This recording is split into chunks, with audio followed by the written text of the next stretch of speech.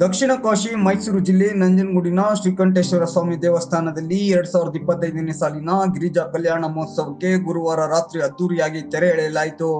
ದೇವಸ್ಥಾನದಿಂದ ಶ್ರೀಕಂಠೇಶ್ವರ ಸ್ವಾಮಿ ಹಾಗೂ ಪಾರ್ವತಿ ದೇವಿಯ ಉತ್ಸವ ಮೂರ್ತಿಯನ್ನ ಮೆರವಣಿಗೆ ಮೂಲಕ ತಂದು ಕಪಿಲಾ ನದಿ ತೀರದಲ್ಲಿರುವ ಶ್ರೀ ಆಂಜನೇಯ ಸ್ವಾಮಿ ದೇವಾಲಯದ ಮುಂಭಾಗ ಪ್ರತಿಷ್ಠಾಪಿಸಿ ಶ್ರೀಕಂಠೇಶ್ವರ ಸ್ವಾಮಿ ದೇಗುಲದ ಪ್ರಧಾನ ಅರ್ಚಕ ನಾಗಚಂದ್ರ ದೀಕ್ಷಿತ್ ಮಾರ್ಗದರ್ಶನದಲ್ಲಿ ದೇವಾಲಯದ ಅರ್ಚಕರು ವಿದ್ಯುಕ್ತವಾಗಿ ಪೂಜೆಯನ್ನ ಸಲ್ಲಿಸಿದ್ರು.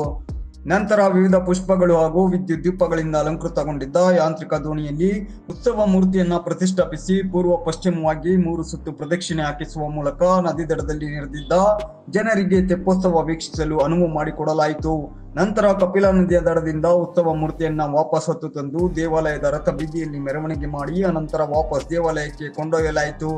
ದೇಗುಲದ ಕಾರ್ಯನಿರ್ವಾಹಕ ಅಧಿಕಾರಿ ಜಗದೀಶ್ ಹಾಗೂ ದೇವಸ್ಥಾನದ ಇನ್ನಿತರೆ ಅರ್ಚಕರು ಮತ್ತು ಪುರೋಹಿತರು ಉಪಸ್ಥಿತರಿದ್ದು ಗಿರಿಜಾ ಕಲ್ಯಾಣ ಮಹೋತ್ಸವದ ಅಂತಿಮ ಪೂಜಾ ವಿಧಿವಿಧಾನಗಳನ್ನ ಶ್ರದ್ಧಾ ಭಕ್ತಿಯಿಂದ ನೆರವೇರಿಸಿದ್ರು. ಗುರುಪೂರ್ಣಿಮೆ ಹಿನ್ನೆಲೆಯಲ್ಲಿ ದೇವಸ್ಥಾನಕ್ಕೆ ಭಕ್ತರ ದಂಡೆ ಹರಿದು ಬಂದಿತ್ತು.